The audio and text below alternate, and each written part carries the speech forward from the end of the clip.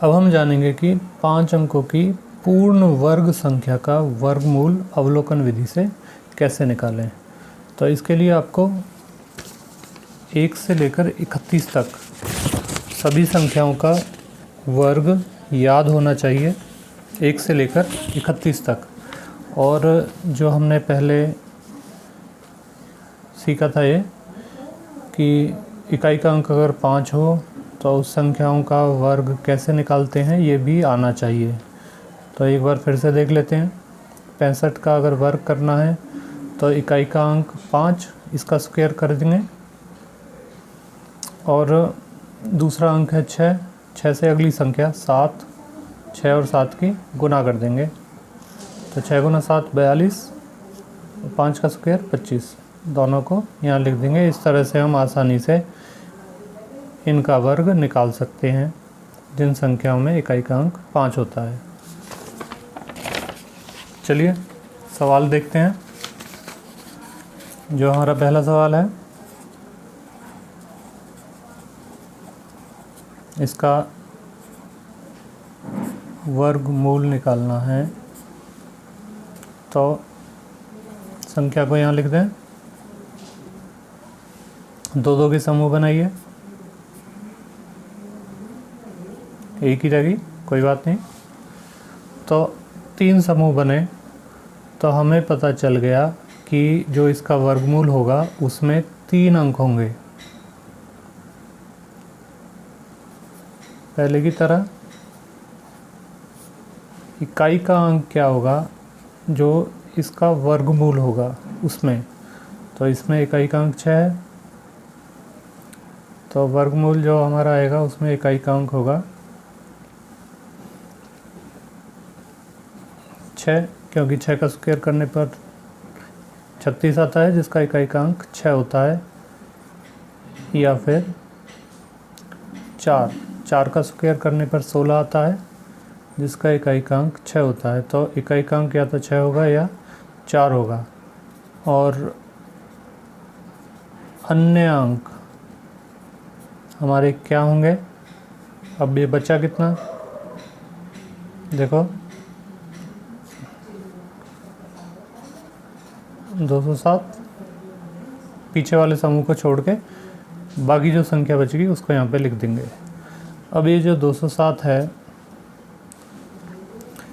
ये अगर संख्याओं का स्क्वायर देखें हम तो ये 14 का वर्ग करते हैं तो 196 आता है, उससे तो ज़्यादा है। और 15 का वर्ग करते हैं तो 225 आता है, उससे कम है। तो इसमें से जो छोटी वाली संख्या है 14, वो हम यहाँ ले लेंगे। अब हमें 3 अंक मिल गए, 1 4 6 या 1 4 4। तो वर्गमूल या तो इस संख्या का 146 है या 144 है, पर इन दोनों में से सही कौन सा है। तो ये दोनों संख्याएं 140 और 150 के बीच में है, इसलिए 145 का वर्ग करेंगे। पीछे 5 का स्क्वायर, और ये जो 14 बचा, 14 गुना 15। अब 14 गुना 15, अगर आपको 14 का वर्ग पता है तो बहुत आसानी से आप इसको कर सकते हैं। जैसे कि 14 का वर्ग है 196, मतलब 14 गुना 14 196, पर हमें 14 गुना 15 करना है। तो एक बार 14 इसमें जोड़ देंगे, तो ये आया 210, और इसका स्क्वायर आया 25। अब इन दोनों संख्याओं की तुलना करिए, 20,736, 21,025। ये संख्या कम है तो इसका जो वर्गमूल होगा वो 145 से कम होगा, यानी कि 144 होगा। इसको ज़रा समझ लेते हैं कैसे किया। तो ये 196 14 गुना 14, इसका मतलब है 14 को 14 बार जोड़ा तो 196 आया, पर हमें 14 को 15 बार जोड़ना है। तो 14 को 14 बार किया तो 196, एक बार और जोड़ देंगे 210 आ जाएगा। इस तरह से आप आसानी से इन दोनों की गुना कर सकते हैं। अगली संख्या देखते हैं 35,721। दो के समूह बनाइए। तो हमारे 3 समूह बने, 1 2 3। इसका मतलब जो इसका वर्गमूल होगा, हमें इसका वर्गमूल निकालना है। तो जो इसका वर्गमूल होगा उसमें 3 अंक होंगे। तो यहाँ पे हम लिखेंगे जो इसका वर्गमूल होगा उसमें इकाई का अंक क्या होगा, और अन्य अंक हम यहाँ लिख देते हैं। तो इकाई का अंक यहाँ पर 1 है, तो हमें पता है 1 का स्क्वायर करने पर इकाई का अंक 1 आता है, या फिर 9 का स्क्वायर करते हैं तब इकाई का अंक 1 आता है। तो इकाई का अंक या तो 1 होगा या 9 होगा।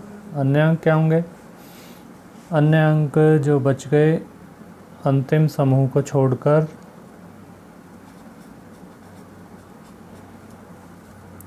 इसको हम देखेंगे तो 18 का वर्ग होता है 324, तो इससे कम है।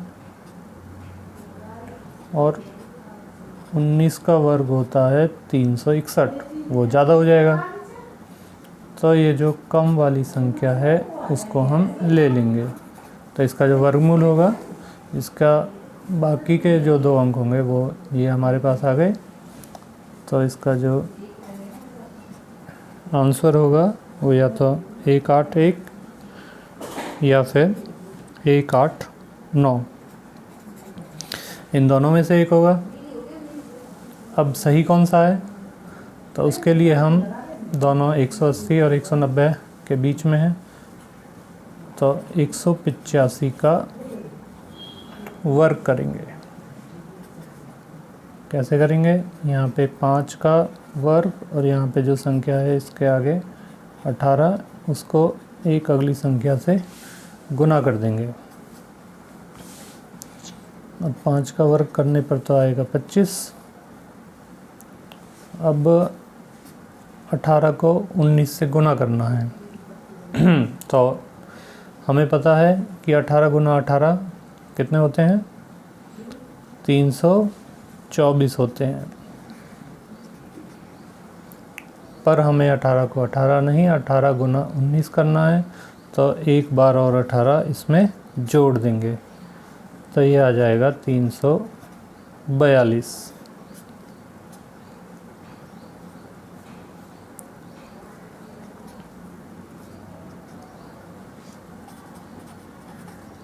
हमें संख्या प्राप्त हुई ये। अब जो हमें पूर्ण वर्ग संख्या दी है उससे इसकी तुलना करें। हमारी संख्या ज़्यादा है 35,000, यहाँ पर 34,000, तो इसका जो वर्गमूल होगा वो 185 से ज़्यादा होगा, यानी कि 189 होगा।